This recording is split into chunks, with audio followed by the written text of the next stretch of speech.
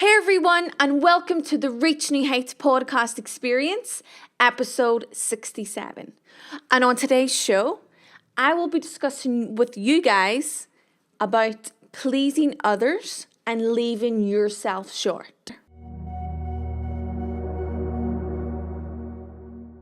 So, hey everyone, thank you so much once again for joining me on my podcast.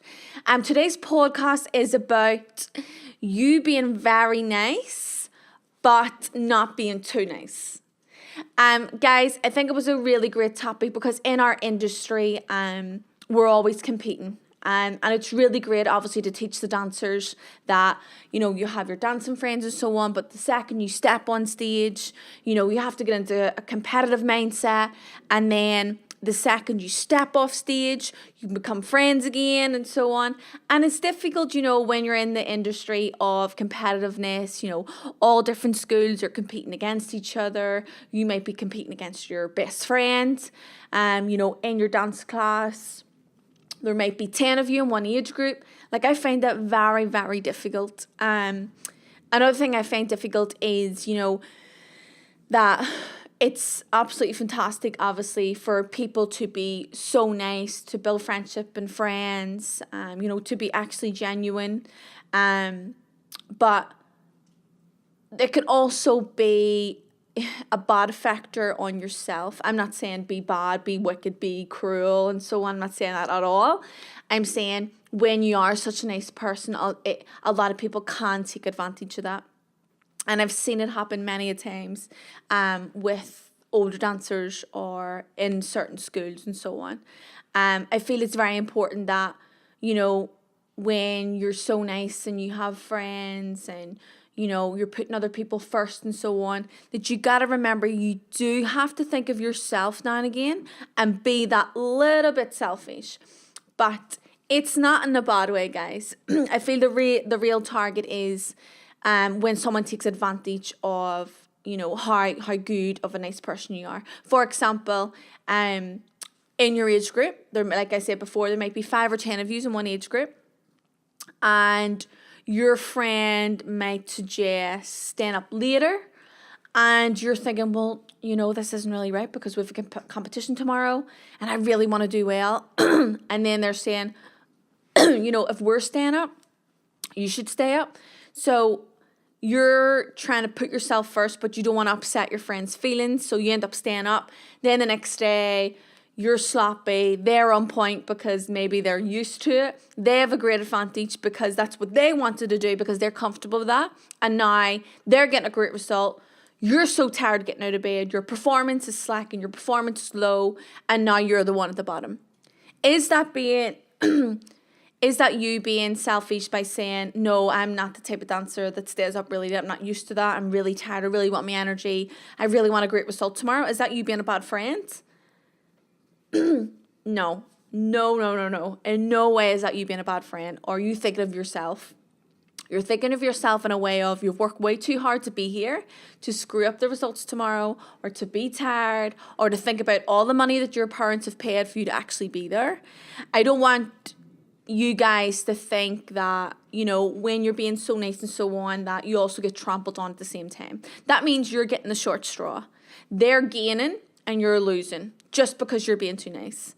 I feel it's very, very important, that you understand the type of characters that might be around you in this industry. Because again, whether, people say, oh yeah, she's just going to perform and so on, and then they get grilled afterwards because they didn't get the certain result, that's deep inside them and thinking, well, to be honest, everybody at this competition is obviously competitive. Everybody at this competition wants a great result for their kid.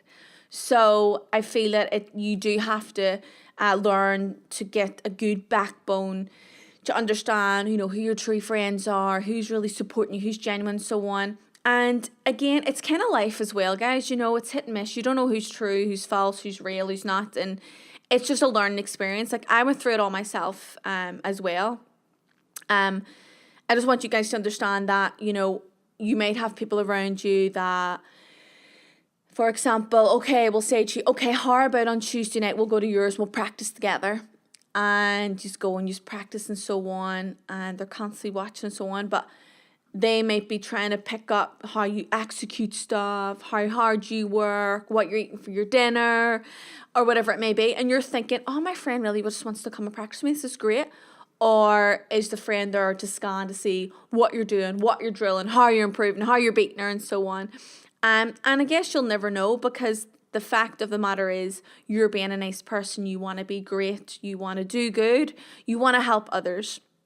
But at the same time, you want to do good yourself. You want to increase in your results. And I think it becomes more of a touchy subject / kind of gets harder if you are really great friends and you're competing against each other. I think it's very difficult with a lot of people to try to mentally block out the other person when you step on stage to perform. You know, you do want that great result. You do want to do well. But at the same time, you do want your friend to do well. I think that's probably the most difficult thing you could go through in the Irish dancing world, because it is competitive and we can't all lie about that. I think it's really great that, you know, you have people around you that support you, and so on. But then you might have some people that are just there being a fly on the wall, trying to get your little tips and tricks, seeing what you're eating, seeing what you're doing, or might actually know how good you are at certain things and try to pull you away from it slowly. And because you think they're doing well or they're trying to help you out, you go along with it. But little do you know, it's actually pulling you away from what you're good at.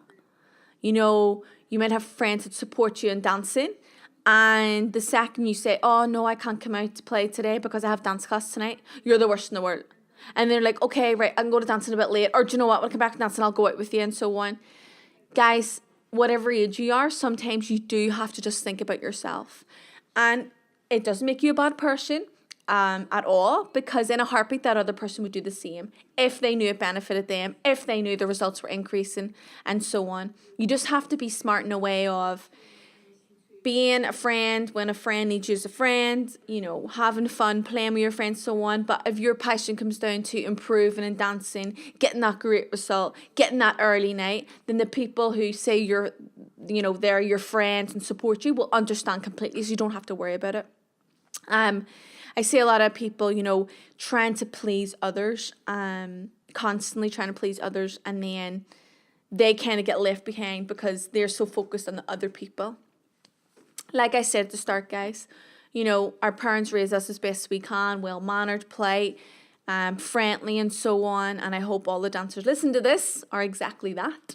But my main key to this podcast was just saying, you know, just be wary and careful, and don't think you're being a bad person by putting yourself first because you want that early night, or you want to stay up those extra hours to practice, but your best friend doesn't, and she's kind of fell out with you because you want to stay on and practice and she doesn't want to, and so on.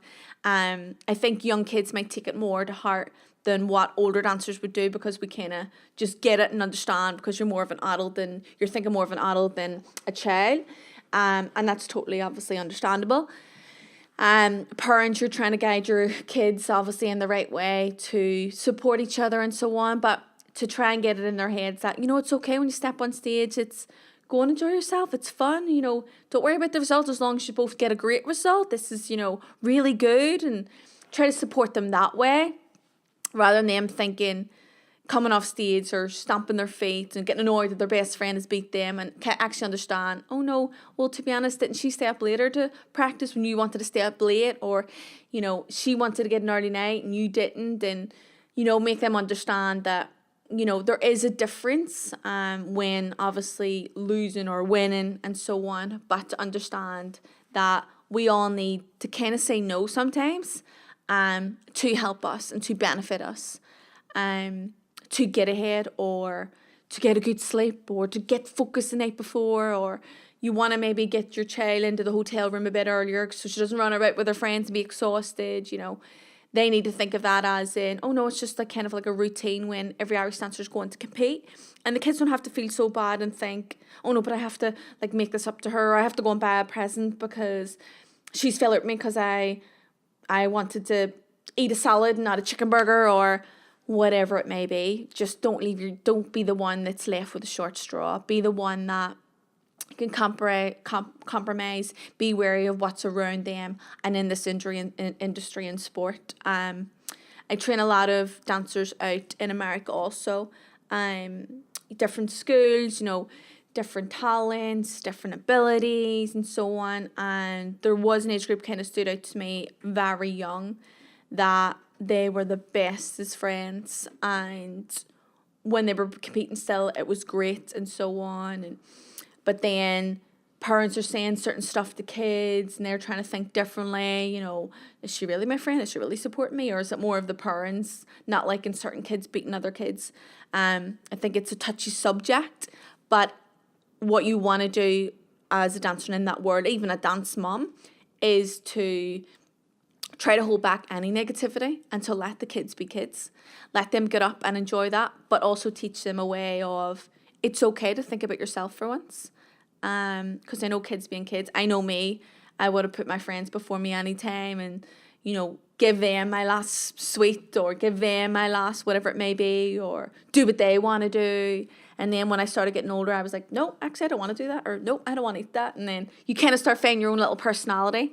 But it's a good lesson that we all learn, even in life, outside life. Adults as well, we all go through that, trying to please someone, or then you're the one that gets left behind, or you're not invited out to that party, or you're not invited to that champions party, or whatever it may be. So I think it's a good little subject to actually have as adults and, of course, kids. I think it's great that we all help and learn from one another. I've learned so much as being a competitive dancer, being in the show, starting to reach new heights, getting this business up and running, doing certain podcasts and courses online. Like, I've just learned so much. I've learned a lot of good things. I've learned a lot of bad things. I've learned a lot of lessons, hard lessons, what to improve on, how to be better as a human, how to help people and so on. And you do learn and you grow from, positive and negative. So yeah, guys, that brings me to the end of my podcast. So I hope you all have learned something from that. I hope parents, you can have a wee discussion with your kids or play my podcast to them, so that we can all learn from each other. Again, guys, don't forget to share, send in any comments or topics that you would like to see on my podcast or even Robert's podcast. And we will try our best to get that for the podcast coming up over the next coming months. So thank you all so much once again.